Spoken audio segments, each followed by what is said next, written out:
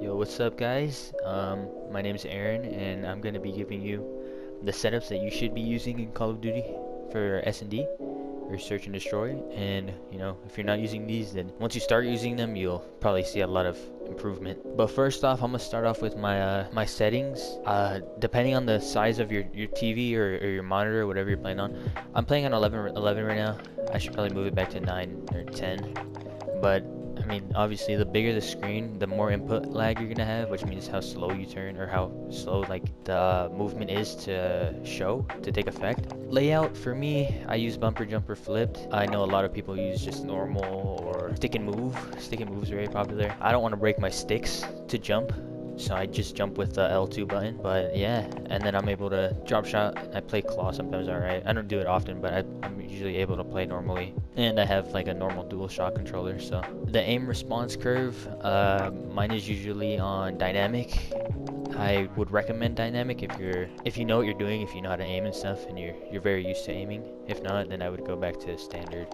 I don't think linear is too important. And I know people play with vibration on and off. To be honest, people like the vibration because it gives them some sort of feedback. I'm not like that. It kind of bothers me, but hey, you choose what you want, right? And then keep this at standard. Yeah, keep that standard. All right, with all those basic little settings out the way, I'm gonna start off with like my number 10, I guess, and we'll work our way up to the best classes I have. All right, number 10. This is kind of just a chill class, you know. If you don't know what to use, if you're bored of using a gun, I recommend the striker. Here's this little class setup for it. You can pause after every time I bring this up if you want to screenshot it or something. And my perks, I usually just run these all the time, double time, just so I can get to spots quicker. Hardline, so I get that first perk for a specialist faster, and then tune up so I can get my dead silence faster. And then Semtex and Stims for every class. Number 9, the Bison. I feel like this gun is pretty slept on, honestly. It hits like a truck sometimes if you know what you're doing. I was able to drop 25 one time. I went 25 and 2 with like no attachments, so I mean, if I'm doing that, it shouldn't be too bad, right? Alright, for all y'all snipers out there, I'm not a sniper. I despise the AX zoom scope, zoom size or whatever. I hate that it zooms in so much. But yeah, I like the no scope car a lot. Very easy to control. It's pretty fast, and if I am feeling like using a scope, then I just take off the sleight of hand and I put on the scope. And sometimes I like to use 2 marksman rifles, so this is my go-to SPR setup. Honestly, I don't think there's any other better setup for this. This is what I've been using since it came out, and it hasn't let me down. Alright, this is number 6, and of course it's one of the first guns I started using a lot when I started playing S&D. It's the P90, and this thing hits like a baby sometimes. It shoots pebbles sometimes, but sometimes you kind of pop off with it.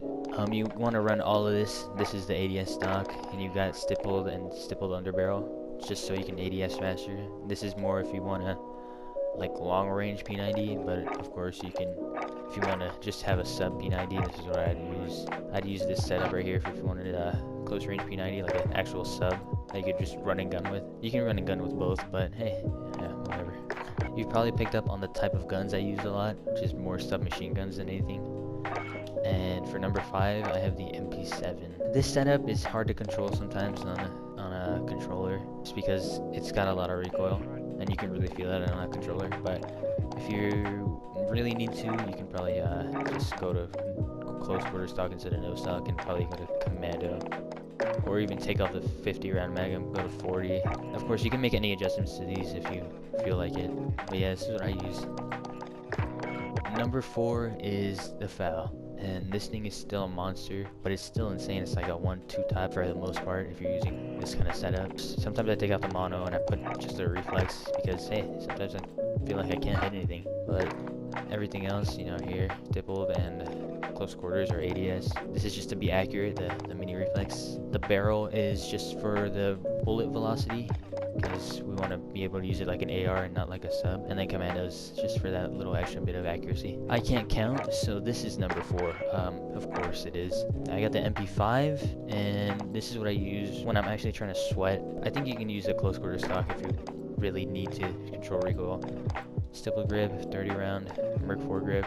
And finally, the compensator It's interchangeable, you know, if you want to use a suppressor, I recommend using this one. It really doesn't, like, it just depends on your playstyle, if you want to be loud or quiet. Number 3, the best M4 setup I've been using since I found it, probably like 9 months ago. Of course, you got the compensator. For this gun, I don't change the mono suppressor. I think this one has a lot of recoil to me, just because the fire rate's so fast. You got that commando foregrip just for that accuracy, along with the compensator, and then you got stipple and no stock for ADS and movement speed. Number 2, we got the final Uzi. This gun is broken. There's certain attachments you can put on it, like the rounds. Those things make it like a 2-tap headshot, which is insane, and it's one of the best, and a lot of people just don't use it for some reason. But of course, I'm gonna give it 2 setups for that Uzi, but first, this is it. Carbine Pro barrel, the lens barrel, Merc foregrip, 32 round mags, steel grip tape, and no stock. Alright, this right here is a really good setup for it. If you want to be long range and have that suppressor on it. Yeah, if you want to use that and have like an AR Uzi, which is insane that it can actually be this kind of gun, this is probably it. Or you can just put instead of Merc foregrip, you can put the stipple grip tape. Finally, the best gun setup I have for you, if you're not using this AMAX. What are you doing, man? To be honest, this gun is just number 1 because this thing almost got me a nuke in S&D. Like, I've had really good games, but I've used this gun, and 25 and 0 is not too bad. This gun is just insane.